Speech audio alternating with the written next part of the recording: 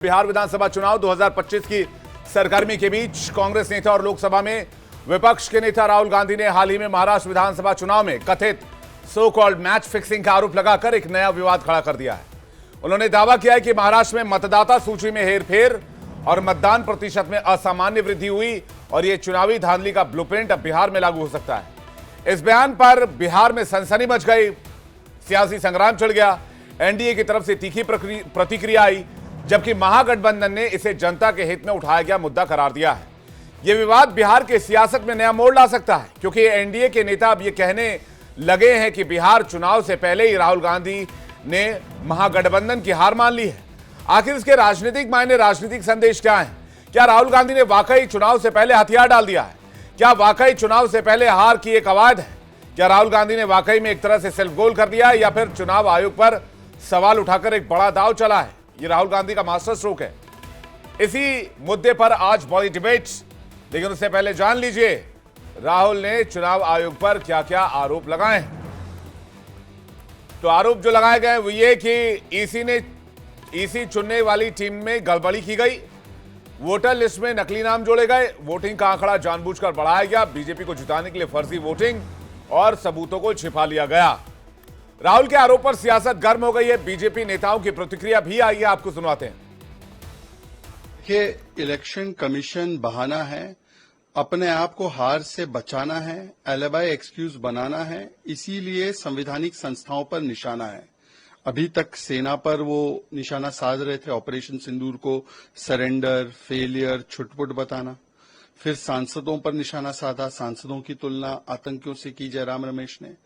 अब संवैधानिक संस्थाओं की बारी है। अगर चुनाव हारे तो इलेक्शन कमीशन खराब, अगर चुनाव जीते तो इलेक्शन कमीशन ठीक। ये इलेक्शन कमीशन के द्वारा कराए गए चुनाव तेलंगाना में ठीक होते हैं, कर्नाटका में ठीक होते हैं, हिमाचल प्रदेश में ठीक होते हैं, आम आदमी पार्टी पंजाब में जीते वहां ठीक होते हैं, बंगाल में तृणमूल कांग्रेस जीते वहां ठीक होते हैं, जम्मू कश्मीर में कोई जीते वो ठीक होता है, झारखंड में एलाई पार्टनर जीते वो ठीक होते हैं, महाराष्ट्र और हरियाणा में गड़बड़ हो जाते हैं। राहुल गांधी ने तो बोला ही है कि फाइटिंग इंडियन स्टेट मेरा एजेंडा है। विदेशी धरती पर जाकर उन्होंने ये सब बातें की है। पूरी दुनिया में जब इलेक्शन कमीशन का डंका बज रहा है, तब राहुल गांधी शंका उत्पन्न करते हैं, क्योंकि उनको पता है कि वो आने वाले चुनाव भी हारने वाले हैं, तो एक एक्सक्यूज बनाकर रखना है। दिक्कत कांग्रेस और उनके नेताओं में यही है कि जब जरूरत आत्ममंथन करने की है, तो उस वक्त ये लोग बहाने ढूंढते हैं चुनाव हारने के। लंबे समय तक बहाना चला था ईवीएम ईवीएम ईवीएम। अब वो बहाना कहीं ना कहीं ठंडा हो गया, तो अब ये फिक्सिंग वाला एक नया बहाना इन्होंने निकाल लिया। और जो लोग चुनाव आयोग पे उंगली उठाते हैं, सवाल करते हैं, और जिनका समर्थन यहाँ के क्षेत्रीय दल करते हैं, क्या वो व्यवस्था सही थी जब एक कलम से चुनाव आयोग की नियुक्ति हो जाती थी? कांग्रेस के जमाने में कैसे चुने जाते थे? एक हस्ताक्षर से चुने जाते थे ना। आज तो फिर भी ये व्यवस्था बना दी है कि जब तक विपक्ष के दल की सहमति, रजामंदी नहीं होगी, एक कमेटी का गठन कर दिया गया जिसमें एलओपी की भी भूमिका है, उसके बाद इनकी नियुक्ति होती है। तो एक ऐसी व्यवस्था पे इनका प्रश्न चिन्ह है, जहां पे एक समिति के द्वारा इलेक्शन कमीशन को चुना जा रहा है। पर जब कांग्रेस के जमाने में एक हस्ताक्षर से चुन लिया जाता था, वो व्यवस्था सही थी।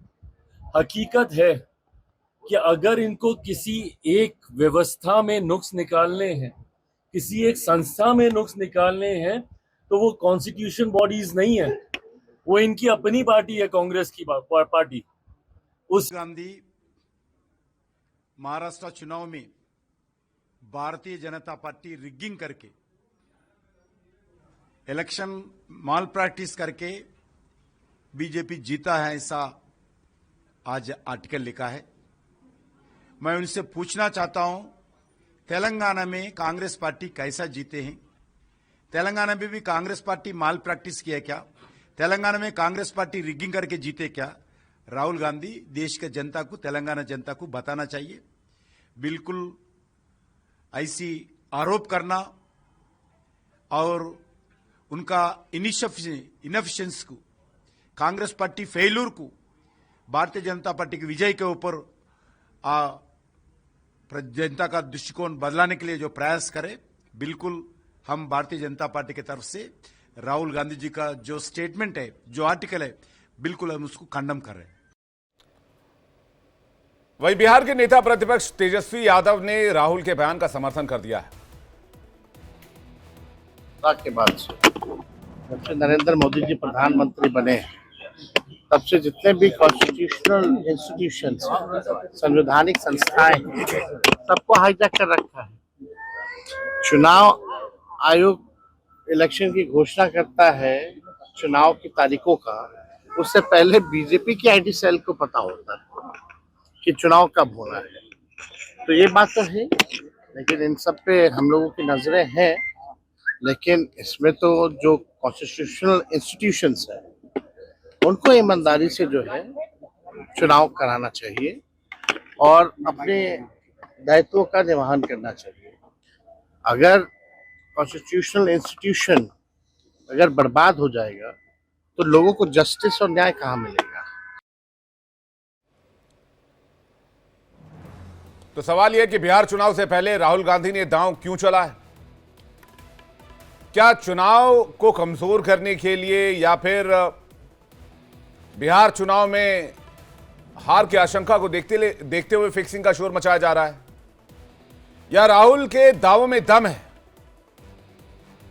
या फिर वो भ्रम फैलाने का काम कर रहे हैं? बातचीत करने के लिए राहुल आनंद प्रवक्ता बीजेपी, डॉक्टर राजकुमार रंजन प्रवक्ता आरजेडी, डॉक्टर निहोरा प्रसाद यादव प्रवक्ता जेडीयू, प्रोफेसर रंजीत कुमार मिश्रा प्रवक्ता कांग्रेस, संजीव कौशिक राजनीतिक विश्लेषक, आप सभी मेहमानों का बहुत स्वागत है आज की डिबेट में। शुरुआत में सबसे पहले रंजीत जी आपसे ही करूंगा। रंजीत जी, ये चुनाव, महाराष्ट्र के चुनाव हुए काफी वक्त हो गया, तो इलेक्शन कमीशन ये कह रहा है कि भाई आपने कोई लिखित शिकायत तो नहीं दी, तो फिर ये हिट एंड रन क्यों है? अगर कोई कंप्लेन है, रिटर्न कंप्लेन है, तो रिटर्न कंप्लेन चुनाव आयोग को दीजिए। विवेक जी, चुनाव आयोग को कई बार लिखित में भी शिकायत दी गई। और दूसरी बात आपको ये मैं कहना चाह रहा हूं कि भाजपा जब से सत्ता में आई है संवैधानिक संस्थाओं को कमजोर करने में लगी है और उन कमजोर संस्थाओं पे कब्जा करने में लगी है। और अभी मैं चिराग पासवान जी को सुन रहा था, बताइए कि 2023 तक जो निर्वाचन आयोग की नियुक्ति होती थी उस समिति पर भाजपा ने कब्जा किया या नहीं किया? उस समय तक माननीय सर्वोच्च न्यायालय के मुख्य न्यायाधीश उसके सदस्य होते थे, उनको हटाकर उसमें केंद्रीय मंत्री को शामिल कर लिया गया ताकि 2-1 से हमेशा उनका बहुमत बना रहे। तो संवैधानिक संस्थाओं पे गलत तरीके से कब्जा करने की नीयत दुनिया के सामने आई। दूसरी बात, एक और संवैधानिक सुधार की बात मैं करता हूं कि जब एक हाईकोर्ट के आदेश पर कहा गया कि आपको जो इलेक्ट्रॉनिक डाटा है, जो सीसीटीवी फुटेज है, ये सब आपको उस पोलिंग स्टेशन में देना है। इन लोगों ने क्या किया? इन लोगों ने, भारत सरकार ने चुनाव आयोग की मिली भगत से एक संशोधन लाया, कंडक्ट ऑफ इलेक्शन रूल्स 1961 को इन्होंने अमेंड कर दिया और उसके सेक्शन 93(2)(a) में इन्होंने संशोधन कर सीसीटीवी फुटेज और इलेक्ट्रॉनिक्स रिकॉर्ड देने से मना कर दिया। तो संवैधानिक संस्थाओं को एक नियोजित तरीके से गलत मंशा के साथ भारतीय जनता पार्टी और चुनाव आयोग दोनों की मिली भगत रही है इस संस्था को कमजोर करने में। अगर इस पर नेता प्रतिपक्ष सवाल उठाते हैं तो फिर इसमें गलत क्या है? मुझे लगता है चुनाव आयोग को इसका जवाब देना चाहिए। और जब जब सवाल चुनाव आयोग से पूछा जाता है, यह दुर्भाग्यपूर्ण है कि भारतीय जनता पार्टी जवाब देने लगती है। इसका मतलब यह कि दाल में कुछ काला है और उस काले दाल में भारतीय जनता पार्टी की संलिप्तता है। विवेक जी, प्रोफेसर साहब, आपने कहा कि चुनाव आयोग को जवाब देना चाहिए। भाई, ट्विटर पर कोई पोस्ट कोई लिखे, उसका जवाब चुनाव आयोग कैसे देगी? ये लड़ाई ट्विटर पर लड़ी जाएगी क्या? कहां रिटर्न कंप्लेन है? किस बात का रिटर्न कंप्लेन है? चुनाव आयोग डिनाई कर रहा है, कोई रिटर्न कंप्लेन है ही नहीं। आप दीजिए रिटर्न कंप्लेन, और अगर आप रिटर्न कंप्लेन नहीं दे सकते, आप कोर्ट में केस कीजिए। मैं ये कह रहा हूं, अगर एलिगेशंस इतने सीरियस हैं तो लड़ाई भी सीरियस होनी चाहिए। ये सोशल मीडिया की लड़ाई तो नहीं है ना रंजीत भाई? मुझे बताइए, सोशल मीडिया की लड़ाई है क्या? विवेक जी, आपको ध्यान होगा कि चुनाव आयोग को बार बार लिखित में शिकायत दी गई।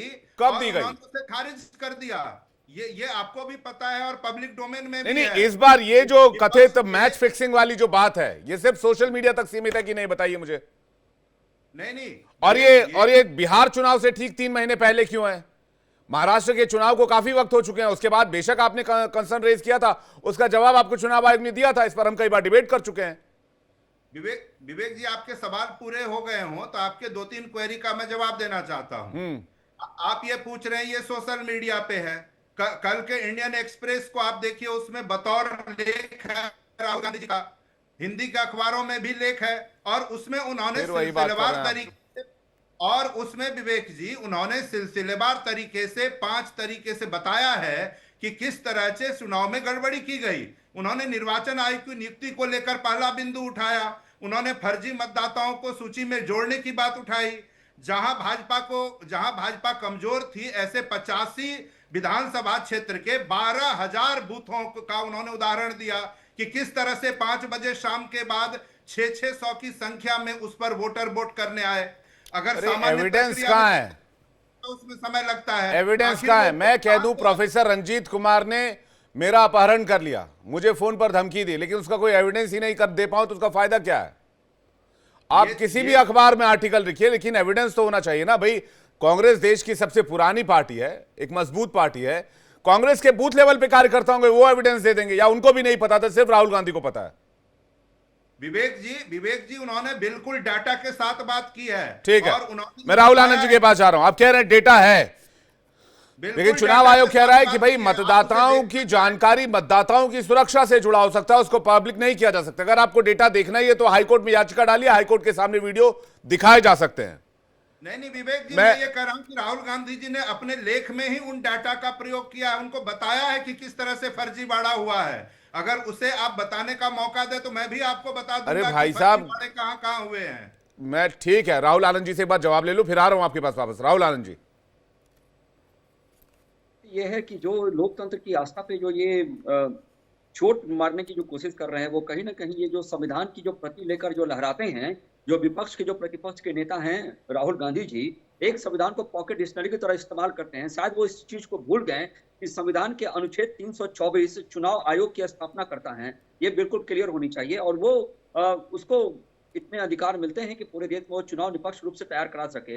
अगर बात करें हाल के सुप्रीम कोर्ट के डिसीजन के बारे में, अगर हम बात करें तो निश्चित तौर पे बता दूं आपको कि 2023 में कोर्ट ने ही ये ऑर्डर एक दिया था, जिसमें कहा था कि चुनाव आयोग की स्थापना करते समय 3 चीजों का ख्याल रखा जाए, जिसमें कौन कौन उसके सदस्य होंगे। सबसे पहले प्रधानमंत्री, उसके बाद लोकसभा में विपक्ष के नेता, और भारत के मुख्य न्यायाधीश CJI।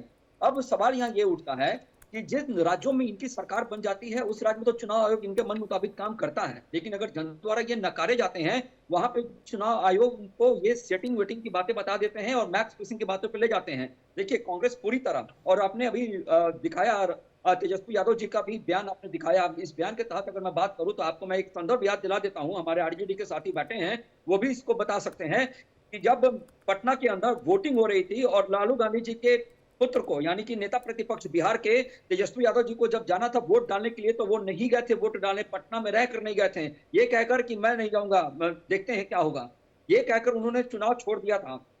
सवाल ये उठता है कि आप लड़ाई के पहले ही अगर अपने आप को सरेंडर कर देते हैं। उन्होंने ये कहा, आप इसका सिलसिलेवार तरीके से आंसर कर दीजिए राहुल जी। उन्होंने ये कहा कि चुनाव आयोग की टीम में ढांचात्मक बदलाव किया गया, संरचनात्मक बदलाव किया गया, और 2-1 की स्थिति बनाई गई जिससे कि बीजेपी इसे अपने फेवर में कर सके। अभी रंजीत जी ने एलिगेशन लगाया, इसके बाद एलिगेशन लगाया कि भाई मतदाता सूची में हेरफेर की गई, इसके बाद एलिगेशन लगाया कि 6 बजे के बाद कैसे वोटिंग होती रही। ये 2-3 सवाल निकले हैं।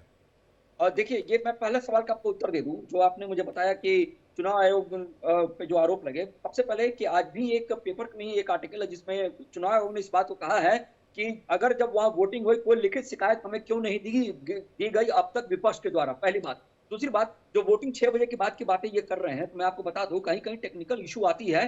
टेक्निकल इशू के बाद अगर जो समय जायज हो जाता है वहां पे, तो उसके बाद चुनाव आयोग ने यह निर्देश दिया है हर जगह कि आप अगर 1 घंटा पर वोटिंग प्रभावित होती है तो वो 1 घंटा आगे बढ़ेगी।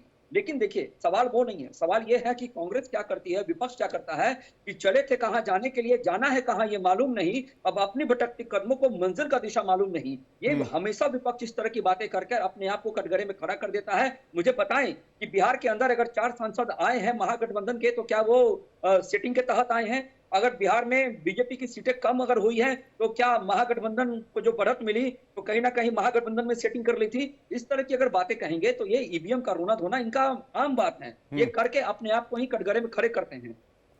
ठीक है भाई, आप चुनाव जीते तो ईवीएम ठीक, बीजेपी चुनाव जीत जाए तो ईवीएम खराब। राजकुमार रंजन जी, भाई आपके तेजस्वी जी भी उसी ईवीएम से चुनाव जीत कर आते हैं बार बार, आपके सांसद आपके विधायक भी उसी ईवीएम से चुनाव जीतते होंगे। राजकुमार रंजन जी। विवेक जी, सबसे पहली बात तो यह है कि हम यह जानने का प्रयास कर रहे हैं कि यह समस्या पैदा कहां से हुई थी। जस्टिस के एम जोसेफ का जो फैसला, सुप्रीम कोर्ट का 5 जजों का जो फैसला था, वो जो सुनाया गया था कि 3 जो चयन करता रहेंगे, प्रधानमंत्री, विपक्ष नेता और भारत के मुख्य न्यायाधीश, जो एक डेमोक्रेटिक प्रक्रिया लग रहा था कि विपक्ष के लीडर रहेंगे, प्रधानमंत्री रहेंगे, चीफ जस्टिस भी रहेंगे।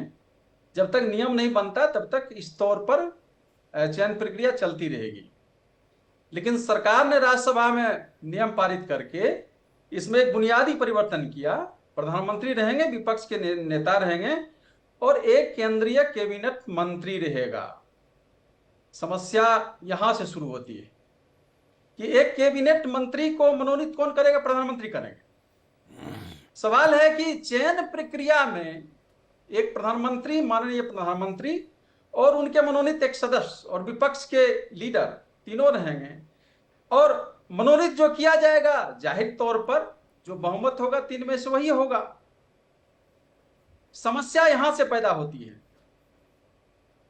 जब मनोनीत सदस्य, जाहिर है सत्ता और राजनीति की धारणा में राजनीतिक धारणाएं सबसे ऊपर हो जाती है और अपने लोगों को लोग फेवर करते हैं। उस चयन प्रक्रिया में जो उनके मनपसंद का व्यक्ति होगा उसको उस संवैधानिक पद पर बैठाया जाएगा। यह बहुत किंतु परंतु वाली बात नहीं है, सीधा साफ यह चीजें इंगित है, सब लोग समझते हैं कि यह क्या हो रहा है, संवैधानिक पद पर चयन की प्रक्रिया क्या है। अब दूसरी बात हम आते हैं कि आखिर यह आरोप क्यों लगाया जाता है?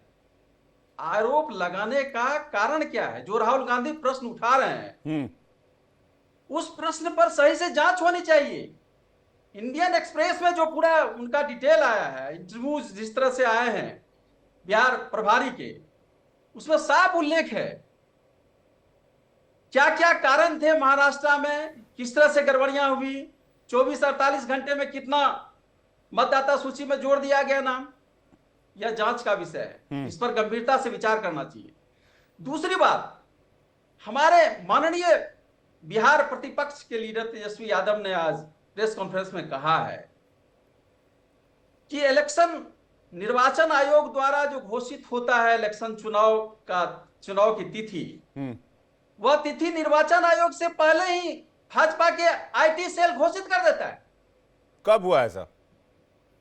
लगातार हो रहा है। बिहार चुनाव में हुआ। मैं तो मीडिया में काम करता हूं सर, मैंने जब भी देखा है तो ऐसा देखा है रंजन भाई के पूरा देश इलेक्शन कमीशन के प्रेस कॉन्फ्रेंस का इंतजार करता है। तीसरी बात नहीं ऐसे तीसरी बात आप कुछ भी कह के आगे थोड़ी बढ़ जाएंगे। मैंने देखा है कि इलेक्शन कमीशन के प्रेस कॉन्फ्रेंस का इंतजार होता है और इलेक्शन कमीशन ही प्रेस कॉन्फ्रेंस करके डेट्स अनाउंस करता है। सोशल मीडिया पर यह प्रसारित कर दी जाती है। क्या? कई बार सोशल मीडिया में ऐसा हुआ है। बिल्कुल नहीं हुआ है। आपके पास है कोई डेटा है आपके पास? कई बार यह प्रश्न, अरे कोई डेटा है, कोई तारीख है, हमें भी दे दीजिए, हम भी खबर चला लें। कोई डेटा है, कोई तारीख है जब किसी इलेक्शन में ऐसा हुआ हो? ये तो कई बार यह प्रश्न उठ चुका है सर। ऐसे हवा एलिगेशन लगाने से काम नहीं चलेगा। राजकुमार जी, मैं बेसिक बात करता हूं, आप लोगों ने बहुत टेक्निकल डिबेट बना दिया है। मैं सीधा सवाल पूछता हूं भाई, अगर भाजपा के हाथ में इतना ही पावर था, नहीं आपका जवाब बहुत लंबा हो गया, मैं दोबारा आपके पास आऊंगा, कई मेहमान वेट कर रहे हैं। मैं ये कह रहा हूं, मैं टेक्निकल बात नहीं करता हूं, मैं प्रैक्टिकल बात करता हूं। अगर बीजेपी को इतना ही सब कुछ पता था, या ईवीएम में इतनी आसानी से रिगिंग होती है, इतना ही आसानी से ईवीएम को मैनिपुलेट किया जा सकता है, वोटर्स बढ़ाए जा सकते हैं, तो 240 तक बीजेपी को सिमटने की क्या जरूरत थी भाई? कम से कम 272 पूरा कर लेते, वो अपना मेजॉरिटी में चले जाते। 2 बैसाखी लेने की क्या आवश्यकता थी, एक साउथ से और एक बिहार से? मैं सिंपल सा लॉजिक है, मुझे बताइए क्या आवश्यकता थी कि भाई बीजेपी तीसरे टेन्योर में जहां 400 पार की बात करी थी वहां 240 पर अटक जाए और 100 सीटें राहुल गांधी को आ जाए? तो क्या ईवीएम रिग था राहुल गांधी के फेवर में? कांग्रेस पार्टी के फेवर में इस बार के इलेक्शन में? क्या ईवीएम में कोई खेल हुआ था? बीजेपी को मेजॉरिटी नहीं मिल पाई? बिहार चुनाव में साफ यह दिखाई दिया गया शाम तक जिस कैंडिडेट का नाम। अरे मैंने भाई साहब बहुत प्रैक्टिकल सवाल पूछा है। एक रीजन बताइए कि ईवीएम रिग था लोकसभा के चुनाव में। महाराष्ट्र चुनाव हार गए, आपको लगता है महाराष्ट्र चुनाव में भाई ईवीएम रिग था? आप हिमाचल और कर्नाटक को लेकर क्या कहेंगे जहां कांग्रेस जीत गई? आप छत्तीसगढ़ राजस्थान को लेकर क्या कहेंगे जहां पिछले बार कांग्रेस जीती थी, इस बार बीजेपी जीती है?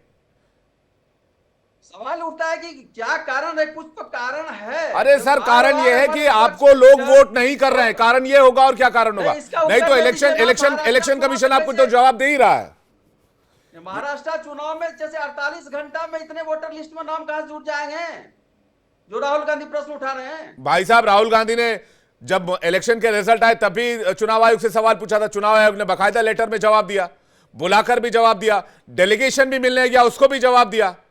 अब ये सोशल मीडिया पर घमासान मचाने का मकसद यही है ना कि बिहार इलेक्शन को टारगेट किया जाए। बिहार इलेक्शन में क्या खेल किया जा सकता है? बात सियासी है, मैं समझ रहा हूं। बात सियासी नहीं है, बात है ईमानदारी की। ठीक है, नियोरा प्रसाद जी कौन ईमानदार नहीं है? ईमानदारी नहीं होगी। ठीक है, नियोरा प्रसाद जी जेडीयू कौन ईमानदार नहीं है? कह रहे बात ईमानदारी की है, बात सियासी नहीं है। थोड़ा सा मैं रंजीत जी एक सेकंड रुकिए, मैं आ रहा हूं। रंजीत जी एक सेकंड रुक जाइएगा, थोड़ा सा वक्त दीजिएगा तो मैं इतिहास बता दूंगा इन लोगों का, क्योंकि बहुत करीबी से इन लोगों का इतिहास मैं जानता हूं। जो संविधान की अवहेलना करता रहा, जो संवैधानिक संस्थाओं पर कब्जा करता रहा, आज वह लोग बोल रहे हैं कि भारतीय जनता पार्टी और सरकार संवैधानिक संस्थाओं को अपने कब्जे में रखा है। मैं एक दो बार बात की ओर इशारा करूंगा, एक ही बात मैं कहूंगा, जुडिशियरी की ओर इशारा करूंगा। आदरणीय स्वर्गीय प्रधानमंत्री इंदिरा गांधी ने, आप भी जानते होंगे कि जूनियर आदमी सीनियर आदमी को नीचे करके जूनियर को चीफ जस्टिस बना दिया। ये क्या किया था कांग्रेस की सरकार ने, यह तो इन लोगों को ये लोग नहीं जानते होंगे। तो ऐसी कई संस्थाएं, जो संवैधानिक संस्थाएं कांग्रेस अपने पॉकेट में लेकर चला करता था। एक बात और मैं कहना चाहता हूं कि आज जो बूथ की जो ईवीएम की बात कर रहे हैं जी, इस देश में बूथ लूटने का इतिहास कहां से शुरू हुआ? कांग्रेस काल से शुरू हुआ। शुरू ही नहीं हुआ, अगर वोट नहीं दिया तो 23 लोगों को बिहार में कांग्रेस के शासनकाल में धनवार बेटा नटवार में 23 लोगों की हत्या दलितों को कर दी गई, इसलिए कि कांग्रेस को वोट नहीं किया था। एक बात और कहते हैं, देखिए हम लोग भी विपक्ष में रहे हैं। कांग्रेस जब सत्ता में था तो हम लोग विपक्ष में रहे, तो एक हम लोग ने भी परसेप्शन बनाने की कोशिश की थी कि वोट मारते हैं समाजवादी पार्टी पर, अब उग जाता है कांग्रेस पर, जरूर कोई केमिकल कांग्रेस बैलेट पेपर में लगा रहा है। तो ये जो इसी प्रकार कांग्रेस जो परसेप्शन बनाने की कोशिश, नहीं तो डिमांड तो यही है कि बैलेट पेपर से चुनाव करा जाए, ईवीएम से चुनाव ना करा जाए। आ गए परसेप्शन बनाने का जो कोशिश कांग्रेस कर रहा है। आज कम से कम ईवीएम से चुनाव हो रहे हैं तो गरीब गुरबा लोग वोट कर रहे हैं, बैलेट में नहीं करते हैं। एक बात और मैं कहता हूं, ये लोग क्या बोलेंगे आरजेडी के लोग या कांग्रेस के लोग। मैं स्वयं 95 में चुनाव लड़ रहा था, मेरे बैलेट बॉक्स बदल दिए गए। ऐसे लोग क्या करते थे, बूथ से बैलेट बॉक्स उठाया और दूसरा बैलेट बॉक्स ले आया। तो ये धंधा जो लोग करते थे, गरीबों को वोट नहीं डालने देते थे, कमजोर वर्गों को यह कहते थे तुम घर बैठो तुम्हारा वोट हम डाल देंगे। तो ये लोगों को यही दिक्कत हो रहा है कि भाई हम ये काम नहीं कर पा रहे। एक बात महत्वपूर्ण है, ये लोग कहते हैं कि नाम जोड़ दिया गया।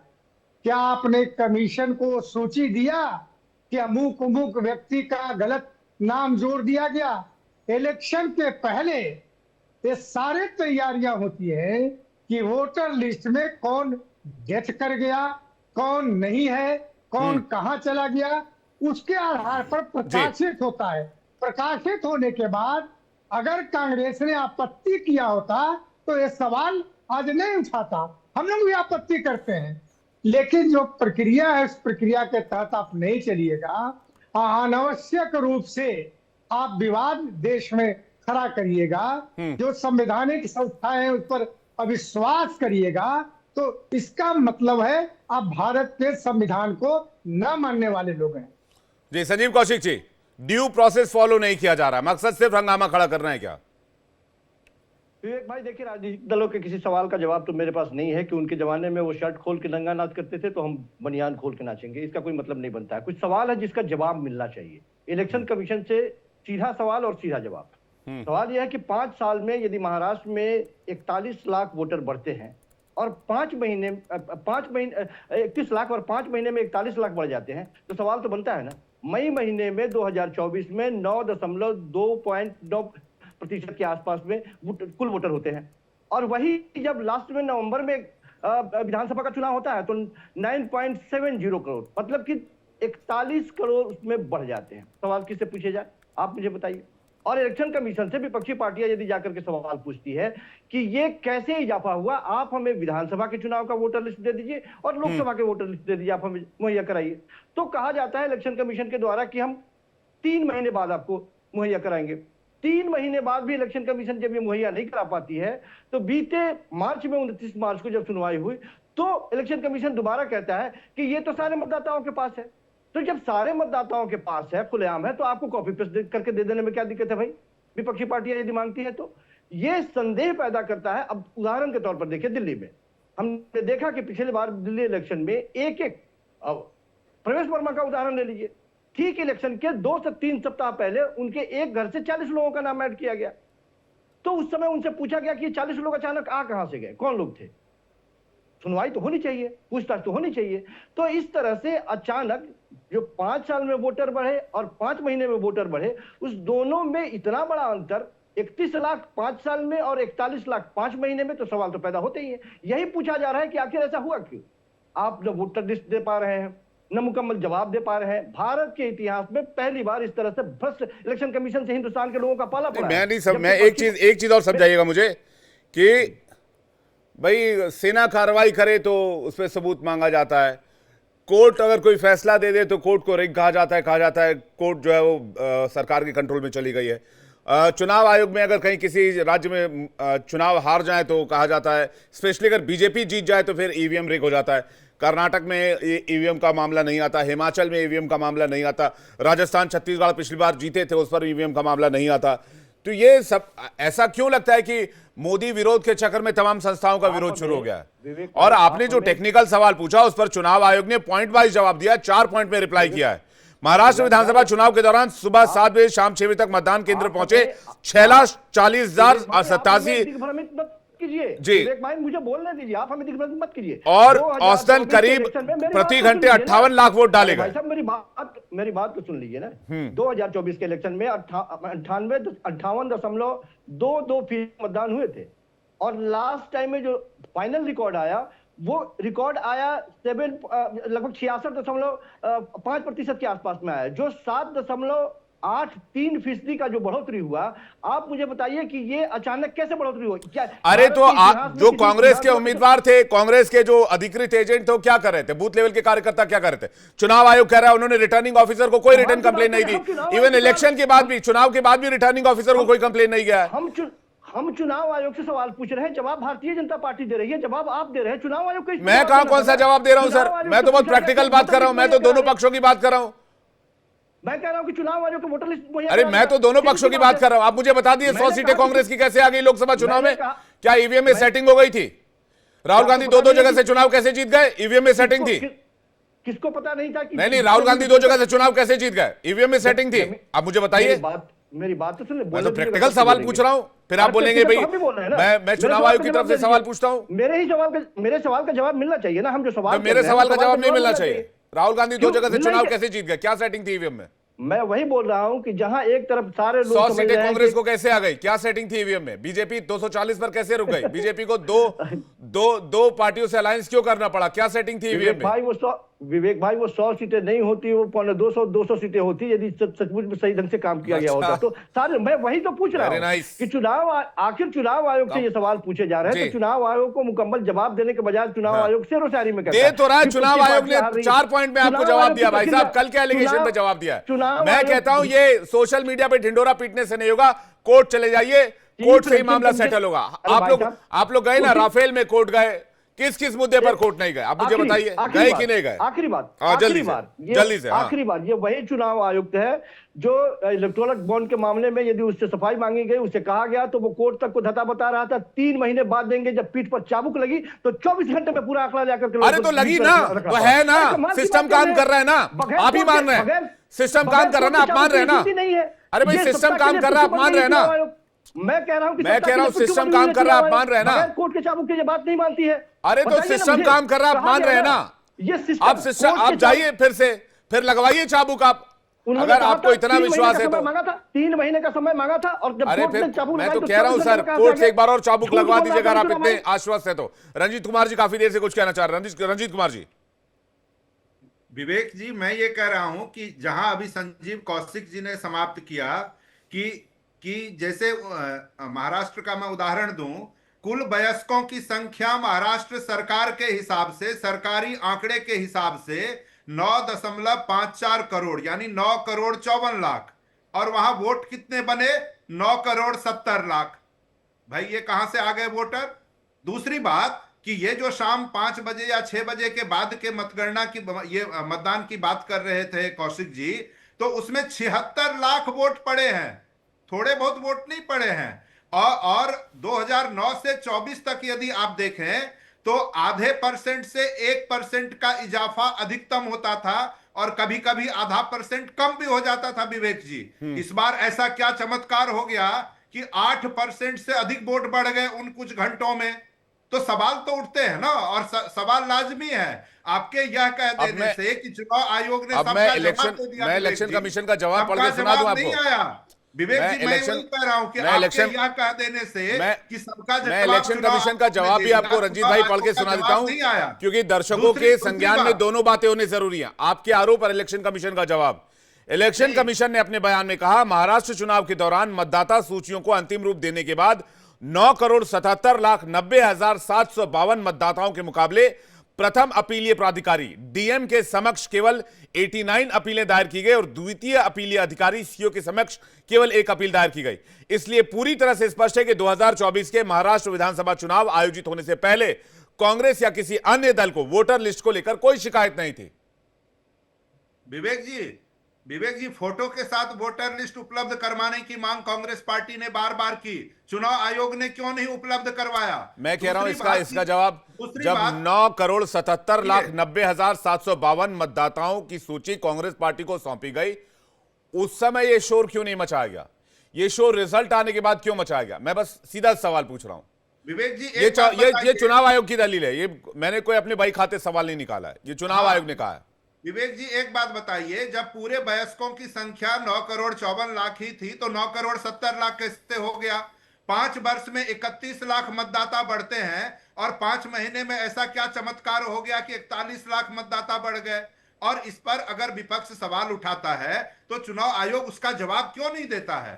और जब एक बात बताइए कि चुनाव में तो पारदर्शिता आवश्यक है, जब हाईकोर्ट के निर्देश पर चुनाव आयोग को कहा गया कि आप पोलिंग बूथ की वीडियोग्राफी और सीसीटीवी फुटेज उपलब्द करवाएं, तो उन्होंने भारत सरकार के साथ मिलकर उस संविधान संशोधन के द्वारा मतदाताओं की निजता का अधिकार है, और उस नियम को मतदाताओं की प्राइवेसी है सर, वो कोई भी इलेक्ट्रॉनिक रिकॉर्ड्स नहीं दिया जाएगा सर। वो वीडियो फुटेज आपको क्यों दिया जाए? वो मतदाताओं की निजता का अधिकार है, वो वोटर्स की प्राइवेसी है।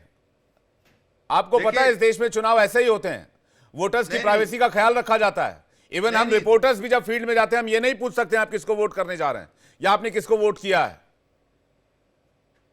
ये ड्यू प्रोसेस फॉलो किया जाता है। अगर आपको देखना ही है, आप विवेक जी, ये बहाने नहीं चलेंगे। बहाने देखिए, चुनाव पारदर्शिता पूर्ण होना चाहिए, और बिल्कुल। उसके लिए जब हाईकोर्ट ने निर्देश कल दिया तो को भारत सरकार XYZ के किसी साथ वोटर्स मिलकर की उस नियम कल को को ही बदल दिया। XYZ किसी वोटर्स की जान खतरे में पड़ती, इसकी जिम्मेदारी कौन लेगा?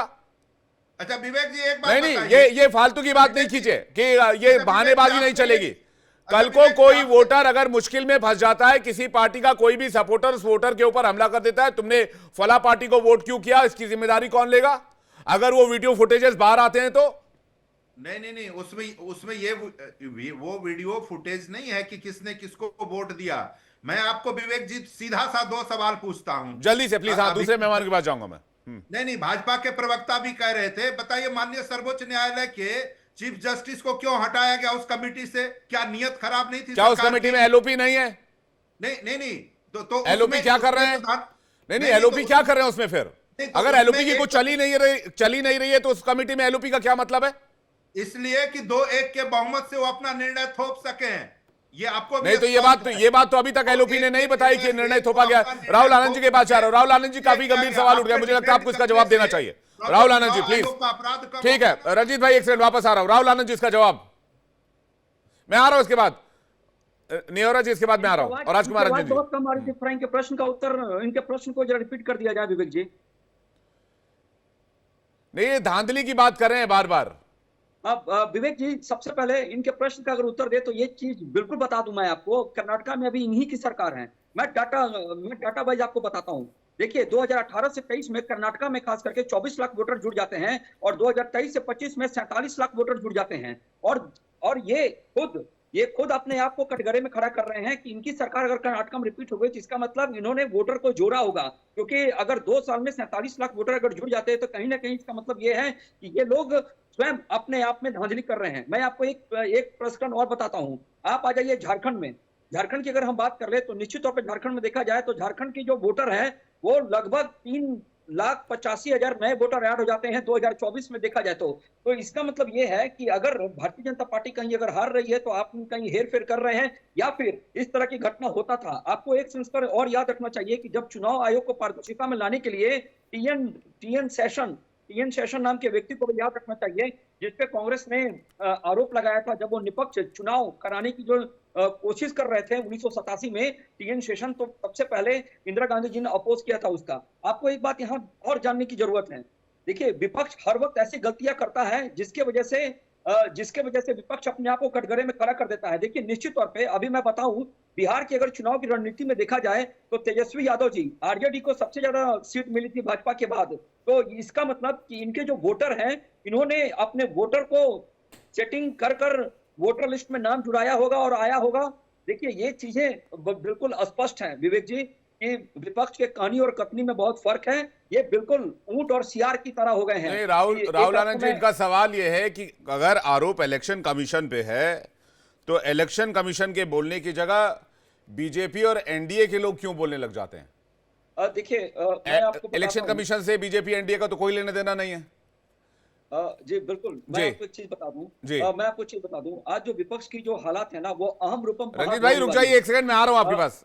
रंजीत भाई रुक जाइए, आपकी आवाज अभी नहीं आ रही। एक बार राहुल आनंद जी पूरा कर लें, फिर आपकी बात विपक्ष की जो स्थिति है ना, विपक्ष की स्थिति है अहम रूपम महाध्वनि वाली। मुझे 2 मिनट दीजिए, मैं समाप्त करता हूँ और फिर आपके प्रश्न का उत्तर देता हूँ। अहम रूपम महाध्वनि मैंने इसलिए बोला क्योंकि ये ऊंट और सियार की कहानी है। जब सियार की आवाज सुनकर ऊंट कहता है कि वाह कितनी मधुर आवाज है तुम्हारी, तुम्हारे से अच्छा तो आवाज मैंने कभी सुना ही नहीं था, ये ऊंट कहता है। और ऊंट की शक्ल को देखकर सियार बोलता है कि तुमसे पहले तो मैंने इतनी सुंदर चेहरा किसी का देखा ही नहीं था। इस कहानी का मतलब क्या है?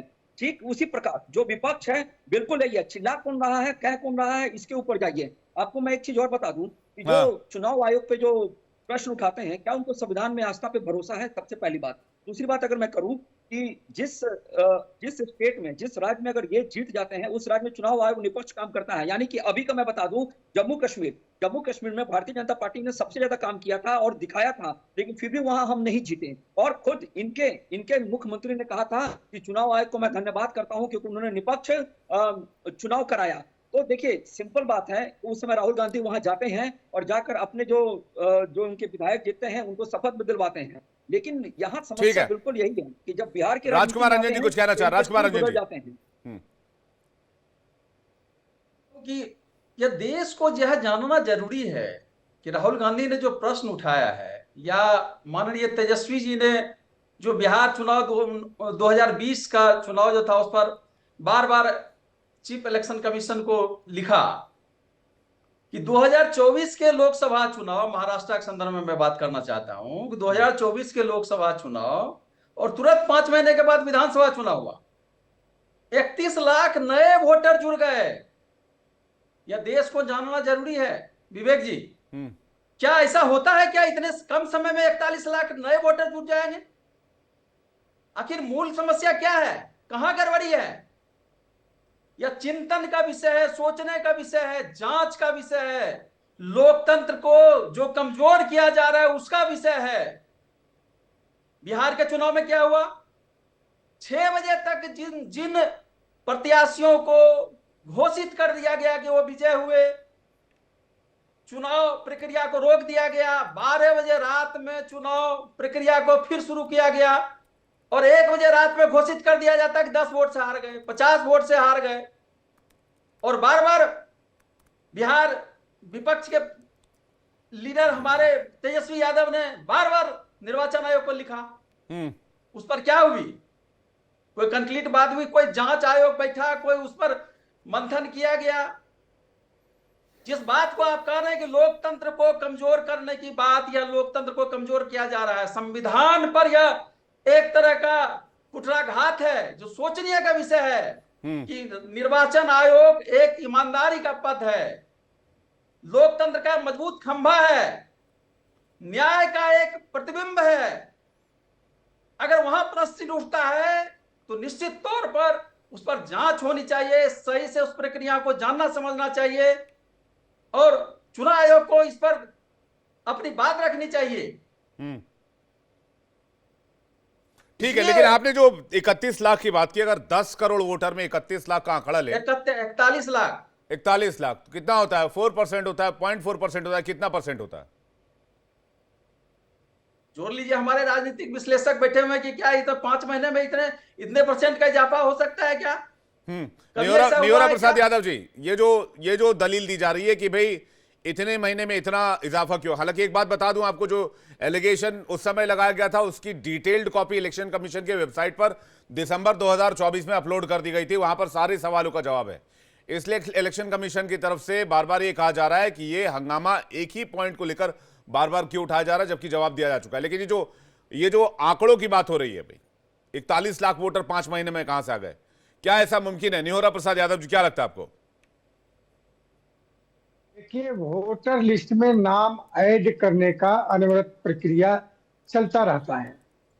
जब कोई भी चुनाव हो जाते हैं तो उसके बाद शुरू हो जाता है वोटर लिस्ट में नाम जोड़ने का।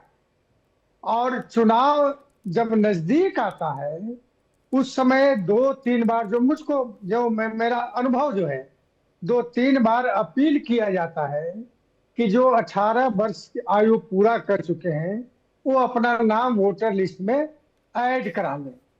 तो ये जो ऐड होता है उसका प्रकाशन इलेक्शन के 3-4 महीना पहले होता है जी। तो अगर 3-4 महीना पहले प्रकाशन, फाइनल प्रकाशन तो कई बार होता है लेकिन फाइनल प्रकाशन लास्ट में होता है, उसके बाद प्रकाशन नहीं होता है। अगर उस प्रकाशन में वोटर बढ़ गए हैं तो उसमें किसी पार्टी कहां दोषी है? आप कहां दोषी है? एक बात। दूसरी बात, आरजेडी के मित्र ने कहा कि 12 बजे रात में रिजल्ट दिया गया। देखिए, होता है, नए बेचारे आए हैं, हम लोग को तो लंबे चुनाव काउंटिंग का अनुभव है। जब 10, 20, 50, 100, 200, 400 से लोग हारने जीतने लगते हैं तो रीकाउंटिंग के लिए आवेदन देते हैं कि रीकाउंटिंग करिए। जब रीकाउंटिंग शुरू होता, निर्णय हो जाता है, तब रात में चलेगा। एक उदाहरण आपको देते हैं। जहानाबाद से पार्लियामेंट का चुनाव रामश्रेय सिंह और किंग महेंद्र जी लड़ रहे थे।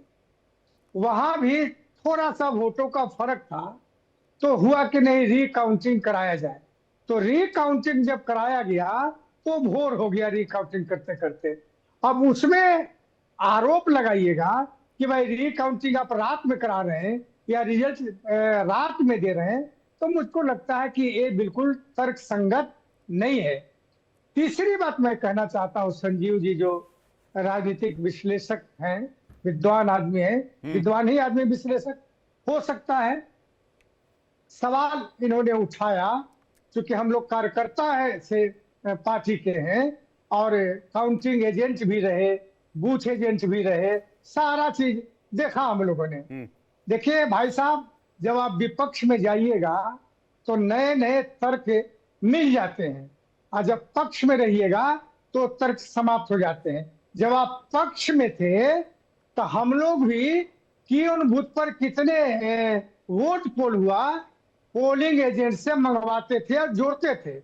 जब नहीं, ये जोड़ा जो करते मैंने थे, आपसे स्पेसिफिक क्वेश्चन इसलिए पूछा, मैं 2009 के आंकड़ों का जिक्र करना चाहता हूं। 2009 में जब विधानसभा चुनाव और लोकसभा चुनाव महाराष्ट्र में हुए थे तो 7,29,54,058 मतदाता थे 2009 में महाराष्ट्र के लोकसभा चुनाव में।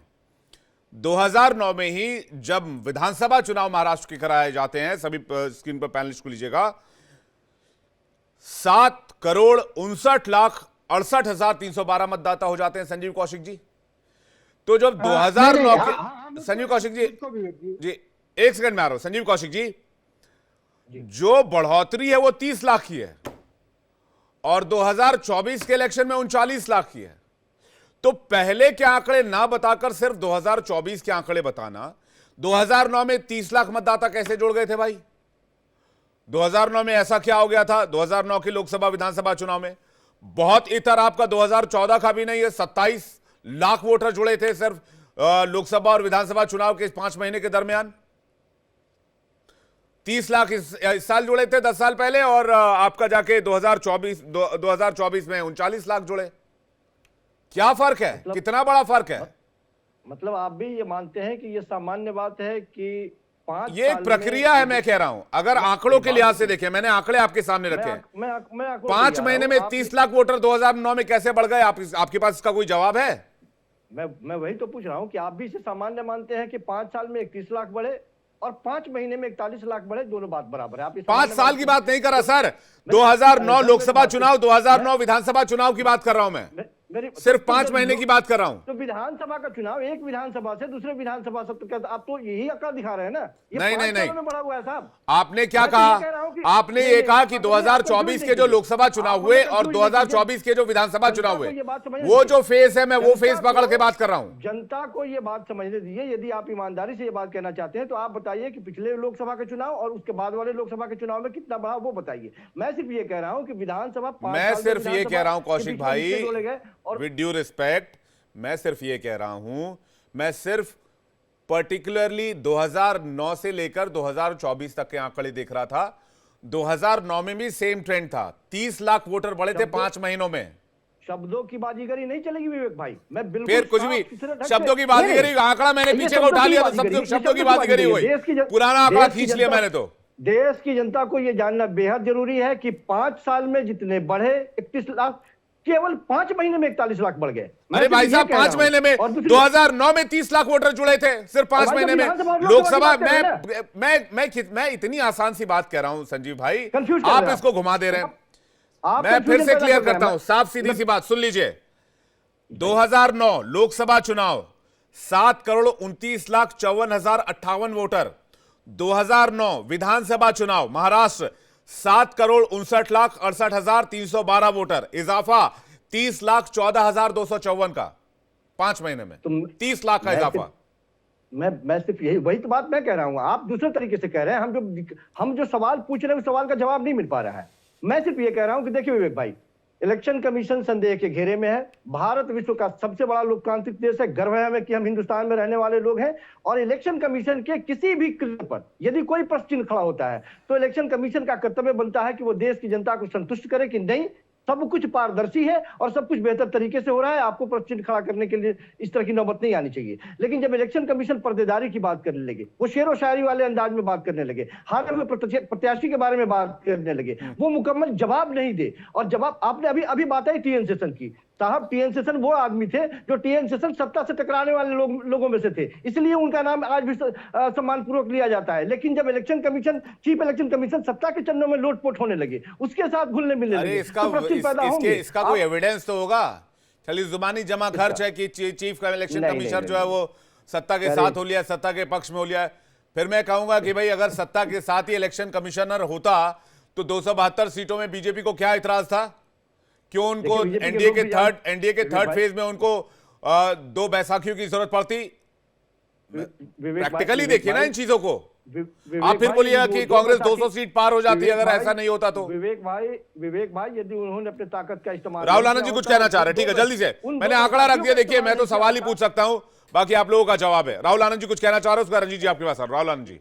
विवेक जी, आपने जो प्रश्न किया 2009 का जो प्रश्न करके बताया, उसमें लोग बचते नजर आ रहे थे। लेकिन एक बात आपको बता दूं, हमारी विपक्ष की स्थिति बिल्कुल वही हो गई है जो मानसिक स्थिति पाकिस्तान की हो गई है। हर वक्त जिद करता है कश्मीर चाहिए, लेकिन कश्मीर उसका नहीं है, यह समझा समझा कर भारत तक गया है। अब आपको मैं बता देता हूँ जो ये बातें कर रहे हैं, देखिए चीजें ये तभी स्पष्ट हो पाएगी जब भारतीय जनता पार्टी हर जगह हारेगी, तभी जाकर इनको पता चलेगा कि इलेक्शन कमीशन निपक्ष वोटिंग करा रहा है। देखिए यहाँ हाँ, तो एक बार जीत लेने दीजिए इन लोगों को भी। बीच में रहते हैं तो आप जनता से एक बार आप लोग जीत लेने दीजिए, एक बार इलेक्शन में मत लड़िए, बोलिए तुम ही लोग जीत जाओ, फिर ठीक हो जाएगा। ये तो जनता को तय करना है, ये तो जनता को तय करना है। रंजीत कुमार जी कुछ कह रहे हैं, समय सीमित है सर। रंजीत कुमार जी कुछ कह रहे हैं। रंजीत कुमार जी, अभी तक सोच रहा था कि भाजपा को इतना पाकिस्तान प्रेम है, अभी तक पाकिस्तान को डिबेट में क्यों नहीं लाया, तो राहुल जी वो ले आए।